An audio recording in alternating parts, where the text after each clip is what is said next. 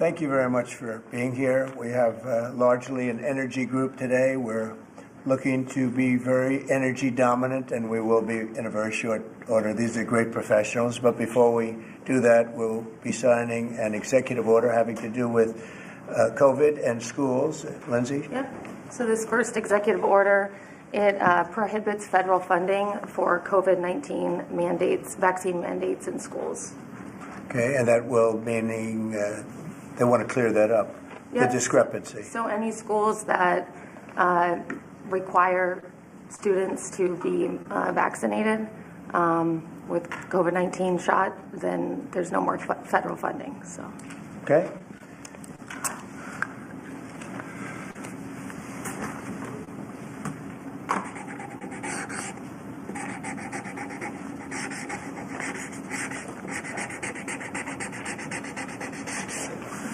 Okay, that solves that problem. Sir, will the Department of Education have to handle that? Yes, it'll go through the Department of Education. Okay? Thanks. Can I make one comment, Mr. President? Yes, please. As a father of 9, thank you. We should have parental freedom to decide what vaccines our kids take, as opposed to school systems and governors forcing upon the people that love these kids the most, which is the parents. So thank you for citing that. Great, thank you very much. People wanted that very badly. Okay. Okay, and here is an executive order establishing the National Energy Dominance Council. So that will be chaired by the Secretary of the Interior, Mr. Burgum, and the Vice Chair, Chris Wright.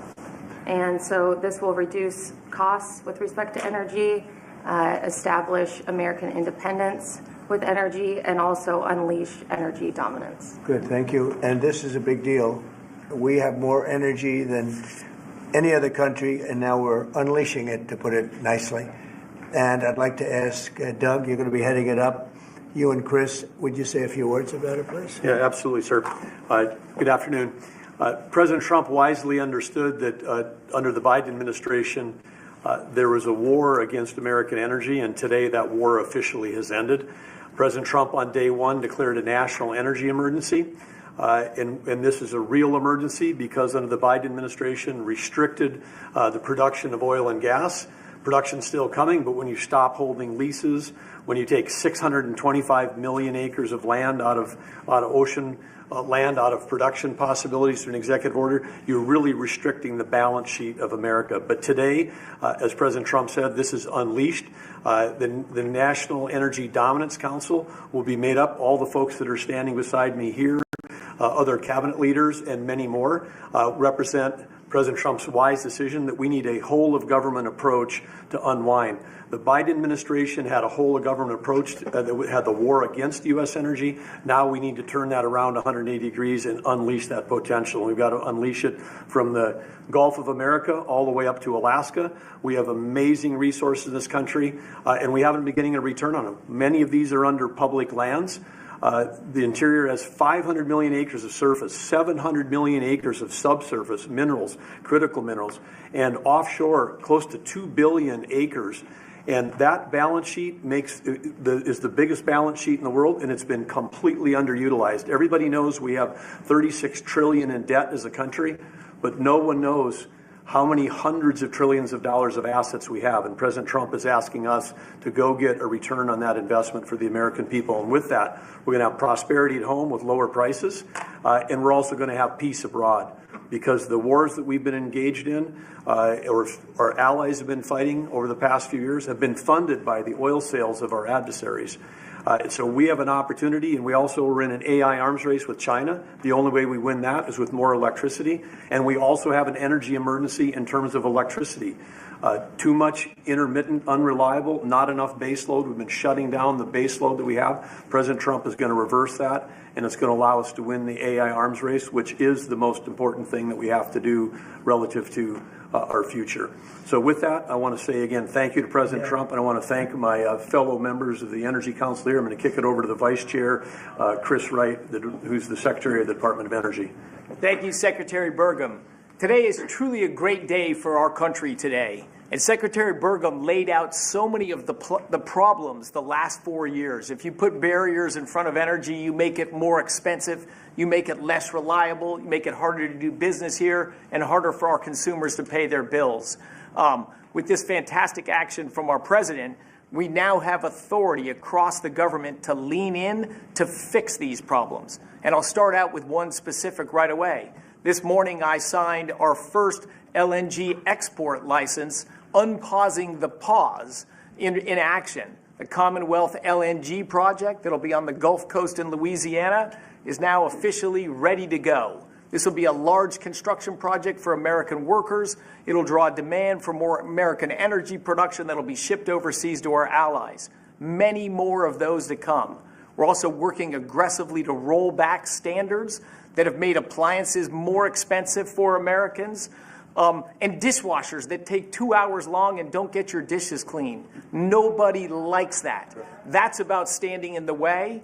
And with this President Trump and our new National Energy Dominance Council, there's so many things we can do to make American lives better, bring down costs, and grow opportunities. And with that, I'm going to kick it over to a fellow member of the council, our Administrator of the EPA, Lee Zeldin. Thank you, Secretary, and honored to be serving on the Energy Dominance Council. At EPA, we're doing our part to power the great American comeback. And President Trump has made it clear that he wants EPA to be doing our job to ensure that we are unleashing energy dominance however we can help, that we are assisting in making America the AI capital of the world, that we are pursuing permitting reform, that we are helping to bring back American auto jobs. This is the mandate of the American public. The Trump mandate, it was clear, and the guidance from President Trump to me when he asked me, thankfully, for the opportunity for us to be able to serve together in partnership to unleash energy dominance. This is a moment that we must meet. To that end, it is important to note that the prior Biden-Harris EPA issued a waiver to California for tailpipe emissions. This was a rule that should have been submitted to Congress. We will submit it to Congress. Congress will have the opportunity through the Congressional Review Act to make that waiver go away. We will do everything in our part to help the American people to make life in America more affordable. The golden age of American success is upon us. If you're excited about the last 3 weeks, that was just a taste of the main event, the entree to come, the next 4 years being the greatest term in the history of the American presidency. With that, I'd like to introduce Sean Duffy. Thank you. So, first of all, thank you for the work on dishwashers. We use more water to wash our dishes before we put them in the dishwasher. That's right. We're not saving water, we're using more water, so thank you for that. But I'm also joining the EPA. We've introduced our rules to start to look at the CAFE standards. So we're looking at how much it costs for end users when they put gas in their car. And the Biden era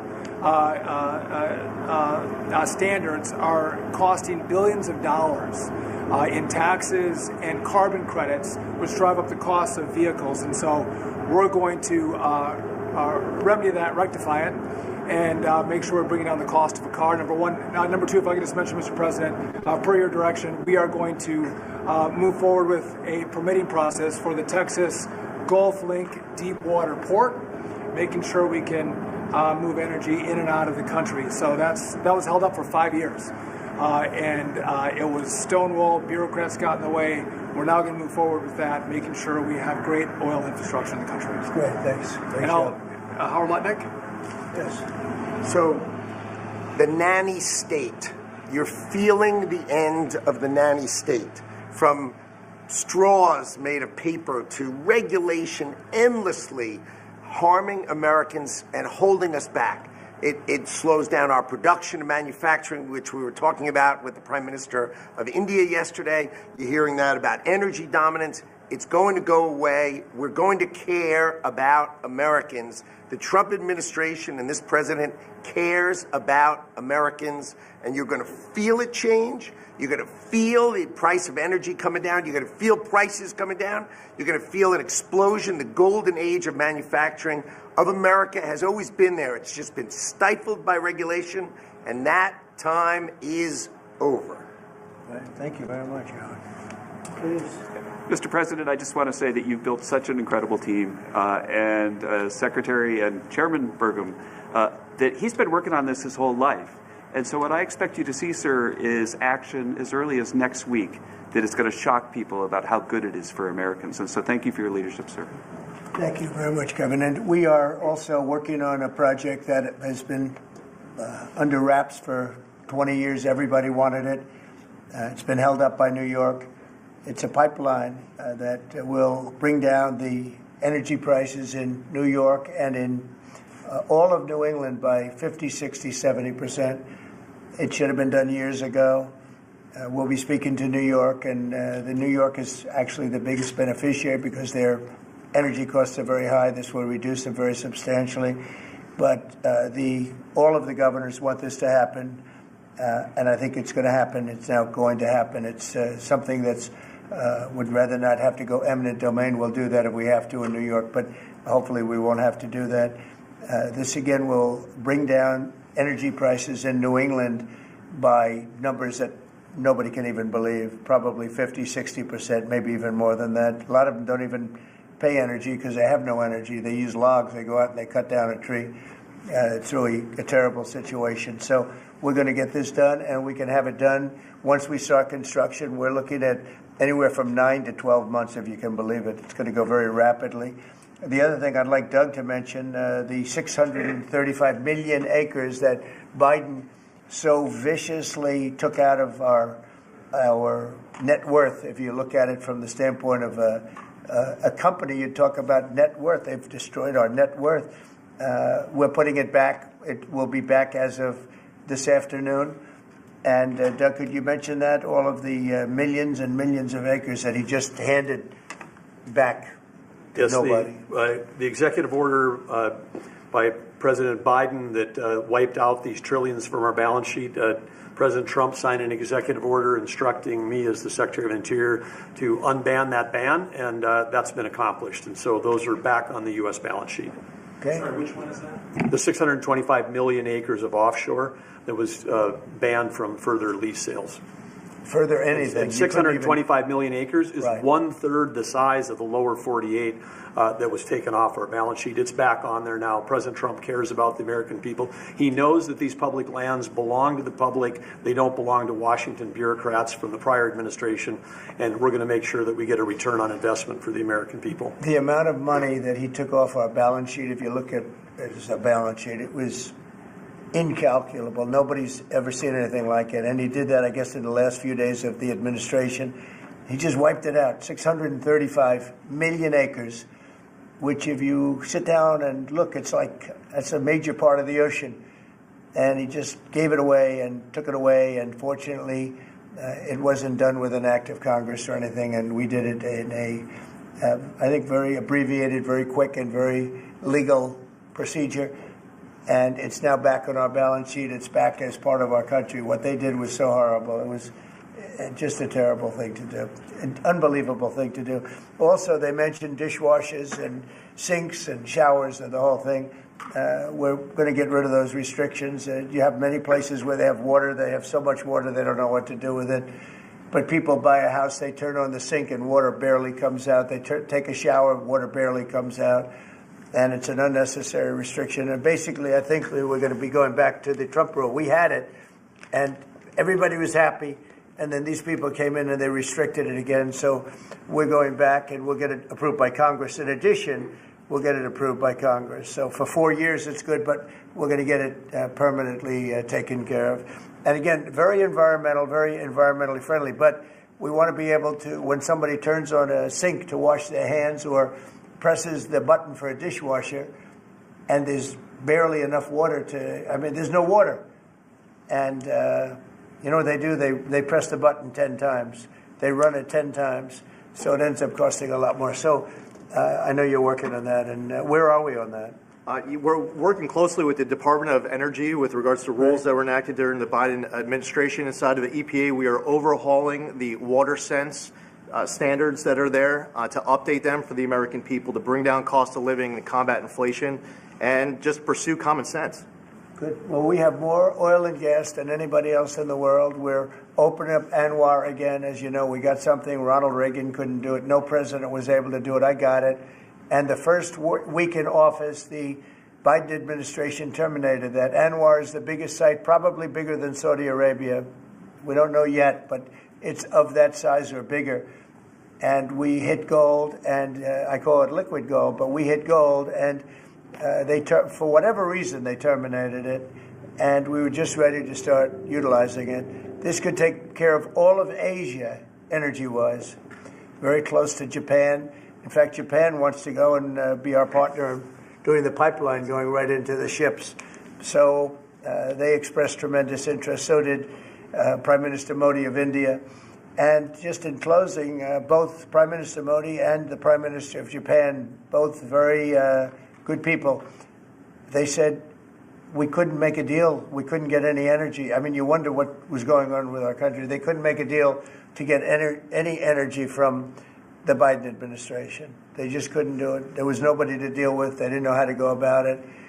And they're very happy that we're here. But we're going to really benefit our taxpayers, and we're going to benefit our country. So I want to thank everybody for coming. This is a very big bill. This is really going to be energy dominant. We're going to be energy dominant like nobody else. And this doesn't even discuss all of the electricity that we're going to be producing for all of the AI plants. You know, they need double the electricity at least that we have right now. So you take all of our electricity that we have all over the country just for AI to do it right and to win that war, which we're leading by a lot because of what we've done over the last few weeks. We're leading by actually a lot. But if you take all of it, we have to double our electricity needs just for the AI, and that doesn't include the other technologies. So it's a real honor to sign this bill. We're going to also work on CAFE standards. Lee, you're going to be doing that and make that whole situation, bring that back into reality, and I think very quickly, having to do with cars. Thank you very much. Nobody cut any tariffs yesterday as part of your meeting? No, but in 2 weeks we will have another one. Yesterday was very big. Reciprocal tariffs was very big, and I explained to the Prime Minister of India, Prime Minister Modi, very good man, his tariffs are very, very high. India's tariffs are among the highest. And I said, well, now, you know, we were very low. We were the lowest. They're just about the highest. There are others as high, but not much higher. And I said, no, from now on, what we do is what you charge us, we charge you. It's very simple. So whatever you're charging us, you can go as high as you want. Whatever you charge us, we charge you. Did you make any pledges? And I wouldn't say they were thrilled to hear that, but that's the way it is. Tariff, I told you, is a beautiful word. Fourth most beautiful.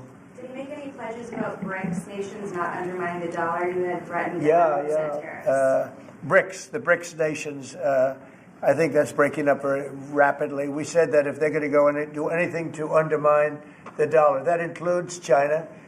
I don't even know that they're a member of BRICS, but they had a few nations get together to try and play cute. And I said, we're going to put 100% tariff on every one of those nations. And at the mere thought of saying that, I think that's all broken up. That idea has no longer sailed. Now, that would be a terrible thing for our country. It would be bad for the world. They wanted to undermine the dollar. 6 nations got together. They want to undermine the dollar. That didn't work out too well. Not going to happen. And we're getting along with a lot of nations now, frankly. There's a lot of respect for the United States. We have regained the respect that we should have, but we've also done things to deserve it. I mean, we freed up our country, and you're going to see this is basically energy dominance, and it's going to be environmentally clean, environmentally wonderful, and taxes will be very reasonable based on this. We're going to make more money than anybody's ever made with energy. We have more energy than anybody else, and it's clean energy, very clean, beautiful energy. We're lucky. We have it. I call it liquid gold under our feet, and we're going to utilize it. So this is a very big bill, and I have a very talented group of people behind me. This gentleman was the #1 man in all of the oil industry. They said there's nobody like him, Chris Wright. And you know Doug. Doug actually made a tremendous fortune in technology, and he said, I'm going to run for the governorship of, he loves this state, of North Dakota. And he did, and he made it so energy powerful that I think you're more proficient in energy than technology, but what do I know? And this guy, everybody knows him, Sean. He's done a fast study on transportation, and he knows, he's learned a lot over the last few months. He's learned a lot. He's really been great. And Howard has built one of the great companies, Cantor Fitzgerald. It was wiped out, completely wiped out, other than a few people left in Europe. And he rebuilt the company into a bigger, better company. Cantor Fitzgerald is one of the most, absolutely one of the top companies on Wall Street, stocks, bonds, trading. And he took that, I mean, he literally watched the plane go into the building, go into the World Trade Center. Amazing story. That alone is an amazing story. He was delayed because his wife insisted that he finally, after years, take his child to school. So he took his child to school that one day, because normally he would have been in the building at 6 o'clock in the morning. That's that business, right? So you owe your wife a lot and your child a lot, right? But his wife insisted that he take his child to school. For 5 years he didn't do it. He was horrible. What kind of a father was he? Okay, I'll do it. And he was therefore driving down at 8:43, whatever the time was, down the West Side Highway, and he saw the plane go into the side of the building. He said, wow. And he occupied the top 3 floors of the World Trade Center, of the one building of the World Trade Center. And you know what happened there? He lost 100% of the people in that, his whole company was there. And he rebuilt his company step by step over years and became bigger and stronger. And he gave a tremendous amount of the profit to the families of the people that died, which he didn't have to do. And now he's working with us. He did an incredible job. I mean, anybody in that world, they know Howard Lutnick very well, and I'm honored to have him running Commerce. He's going to be incredible. He loves the country. And Lee was a great lawyer, a great congressman, very successful person, both as a lawyer and as a congressman, and knows a lot about the environment, cares about the environment. And we were lucky that I was very happy that you joined. And he was with me right from the beginning, always was with me, and I've always been with him. And Kevin Hassett, we know everybody knows Kevin, and he's fantastic. And you and Lindsay, you and your team are incredible. The job you've done, we really appreciate. Thank Will. And the job you guys are doing is really fantastic. We're knocking this out. Brian, do you have a question? I actually do. What kind of piqued my interest is growing up on the Texas Gulf Coast, natural gas, the LNG that you mentioned. Yeah. What's the potential for like new jobs or growth in that area? I mean, that part of the country, Southwest Louisiana, Southeast Texas, they depend on that. Oh, I would say that potential is simply tremendous. 20 years ago, the United States was the biggest importer of natural gas in the world. And we had natural gas prices 2 or 3 times higher than they are today. But with shale revolution and great entrepreneurs in Texas and Louisiana and across our great country, we are now today the largest net exporter of natural gas in the world. And so much of the world is depending upon natural gas is the fastest growing energy source, has been for 50 years. We were the driver of that, and then we paused. We stopped our ability to grow natural gas exports. Both the Japanese government and Indian government expressed great distress about that. They're going to count on energy imports from the U.S., and we may just change our mind. So I think they're thrilled to see the actions of this president say America's open for business. Yes, we have the energy, we have the people, we have huge job opportunities and investment opportunities, not just in the oil and gas industry, but all those surrounding communities that are lifted up by that more production here. And as we produce more production at scale, not only does it allow us to export, but it becomes more efficient, and it helps us drive down the cost for our domestic consumers as well. Yeah, I know they're really happy to just let you Thank you. Thank you, Brian. And I will say this, that this all started 8 years ago when I got elected. We were doing this, not to the extent that we're doing it now, but we were doing this, and we became number 1 in oil and gas by far. And we were number 3, even number 4, some would say. When I left, we were number 1 by a lot. And then they pulled way back, and the prices started going through the roof. And then they went back to my plan, but by that time the prices had already gone up. So they really disrupted it. But now we're going to take it to a new level. It's going to be amazing. And we're also, it's very powerful, clean coal. We have more coal than anybody. This is good, beautiful, clean coal. And if you notice, China's opening up a coal plant a month. Germany is now opening up a coal plant every 2 months.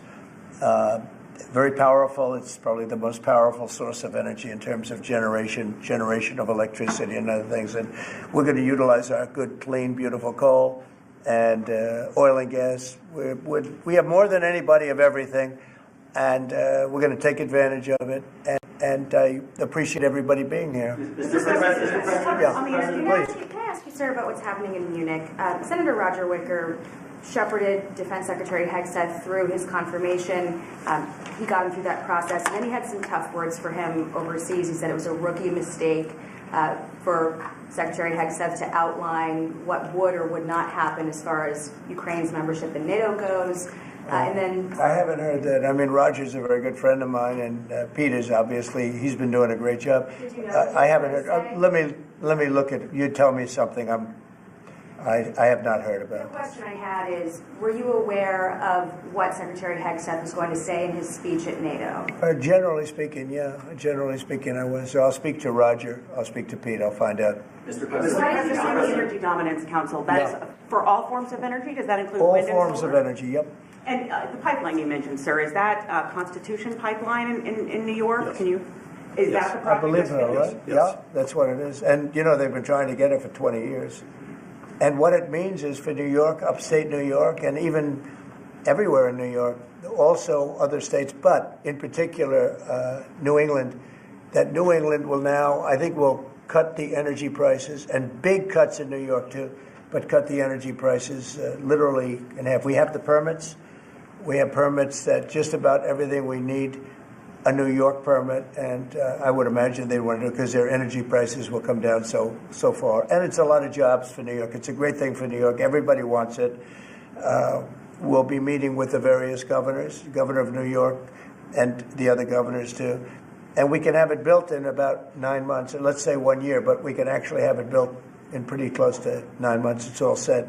We have most of the permits, almost all of the permits. And on just, you're prioritizing energy dominance today. You've also prioritized trade balance.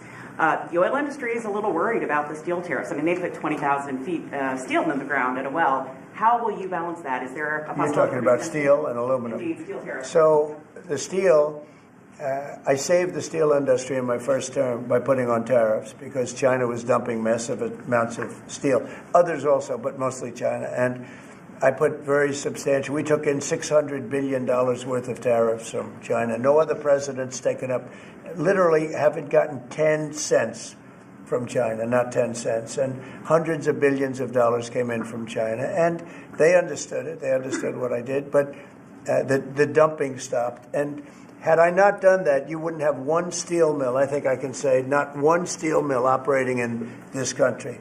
And we need steel.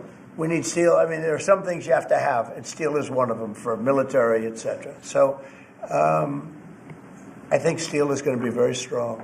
It's going to be very strong. I think it'll go back to being really powerful. We saved it. I mean, we were talking about U.S. Steel last week. U.S. Steel would have been closed, totally closed. We saved it. And now it's going to become, I think, very, very profitable. The tariffs are going to save a lot of industries. Mr. President, U.S. Steel, can I just follow up on U.S. Steel? Go ahead, finish up.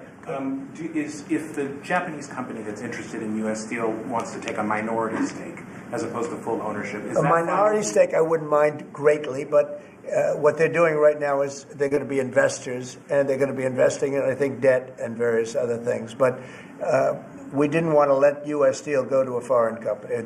U.S. Steel was the greatest company in the world for a period of 15 years. It was, you know, it was the big deal 80 years ago or so.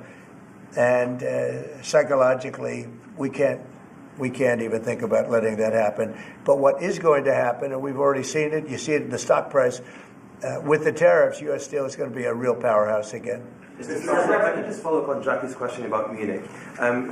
Vice President Vance's speech to the conference has ruffled quite a few feathers in Europe. What did he say to ruffle them? I don't know. He was talking about the freedom of speech and migration in Europe, Do you believe that European leaders have a fundamentally different view of the world than this administration's? Well, I heard his speech, and I tell you, you're talking about JD's speech, right? Yes, sir. I heard his speech, and he talked about freedom of speech, and I think it's true in Europe. It's losing. They're losing their wonderful right of freedom of speech. I see it. I mean, I thought he made a very good speech, actually, a very brilliant speech. Yeah. Europe has to be careful. And he talked about immigration. And Europe has a big immigration problem. Just take a look at what's happened with crime. Take a look at what's happening in various parts of Europe. I thought his speech was very well received, actually. I've heard very good remarks. And in regards to Ukraine as well, yesterday you mentioned that you thought Ukraine's NATO aspirations were one of the main reasons that the war broke out. Who do you blame for the war, Ukraine or Russia? Well, I think that there were a lot of people to blame. All I can say is very simply, if I were president, that war would never have happened. And you know what else wouldn't have happened? The Middle East wouldn't be all blown up, and October 7th wouldn't have happened either. Those two areas, you wouldn't have inflation, you wouldn't have October 7th, you wouldn't have Russia and Ukraine fighting. None of those things would have happened if I were president. So to follow up on the Middle East, earlier this week... Yeah, please. You mentioned auto tariffs the other day. Yeah. When do you plan to unroll? Howard, I'd say over the next, sometime, maybe around April 2nd. I would have done them on April 1st. Believe it or not. I'm a little superstitious. No, literally, we had it planned for April 1st. I said, let's make it April 2nd. You know how much money that costs? That costs a lot of money just that one day. But we're going to do it on April 2nd, I think. Is that right? That's right. Okay, thank you. The lead prosecutor in Eric Adams' case resigned today, saying anyone who didn't press forward would be a coward. What's your reaction to that and to the overall implication that politics were at play here? Well, I don't know about it. I mean, obviously I'm not involved in that. But I would say this, that if they had a problem, and these are mostly people from the previous administration, you understand, so they weren't going to be there anyway. They were going to all be gone or dismissed. If not, they know on Tuesday they're all being dismissed. You know, the whole country is being, because what you do is you come in and you put new people in. So when you say resign, they're going to be gone anyway. But I know nothing about the individual case. I know that they didn't feel it was much of a case. They also felt that it was unfair with the election. Look, I would know that better than anybody because I was weaponized more than any human being in the history probably of the world. And I won the election in a landslide, winning all 7 swing states, winning the popular vote and everything else, because the people got it. It was weaponized, and I was weaponized literally weeks before the election. But I think there's also something to be said. I read that. There's something to be said for what they were doing. It looked to me to be very political. But why didn't they bring this up like 4 or 5 weeks ago, 6 weeks ago, or whatever it happened? You know, they just sat around and didn't complain. Then all of a sudden they complain, and they know they're all being dismissed anyway. So, you know, that's the way it is. That's called politics, I guess. Yeah, please. Earlier this week, you predicted that all hell would break loose if Hamas didn't hand over all of their hostages. What do you expect to happen tomorrow in terms of... I don't know what's going to happen tomorrow at 12 o'clock. It was up to me. I'd take a very hard stance. I can't tell you what Israel's going to do. But I watched the last people come out, and I looked at a before and an after picture. One guy was a big, strong, healthy guy. You could say he was a little bit overweight. He's not overweight anymore. He looks like he just came out of the Holocaust. It looks like a Holocaust picture. I've looked at him for a long time, and they've been treated very badly. The young lady came out last week. Her hand was blown off. I mean, literally, her hand was trying to stop a bullet that was headed for her face. She put up her hand. She goes like this and wiped out her fingers and a lot of her hand. Now, I would take a different stance, but it depends. Look, it depends what Bibi's going to do. It depends what Israel's going to do. But and now I understand they've totally changed. Hamas has totally changed. They want to release hostages now again. But you have to see, this started by them saying, we're not going to release the hostages as we said we were. I said, good.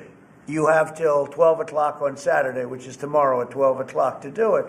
And we didn't hear anything. Then all of a sudden, 2 days ago, they said, no, we've decided we're going to release the hostages. So, but I actually think they should release all of the hostages. Remember, they're probably as bad as they looked. I mean, I don't like to say that, but they looked real bad 4 days ago, 5 days ago when I saw them. And the young ladies that came out were treated really badly. You don't know what happened, but I do. They were treated really badly. But as bad as they look, the ones that follow probably will look a lot worse. I think they're sending out their most healthy. And they've been hit hard on that, Hamas.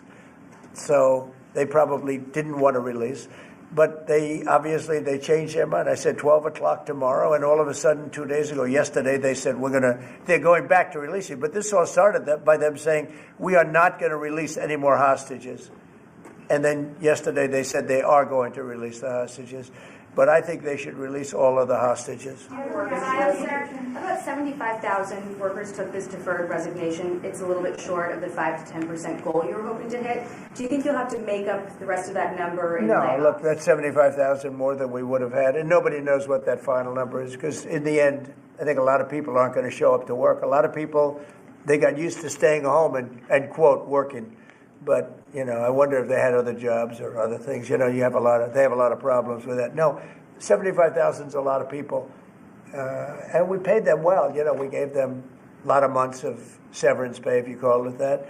But no, I think you'll probably have some more too, in addition. It's a big, tremendous saving for our government. We want to downsize government, but make it better.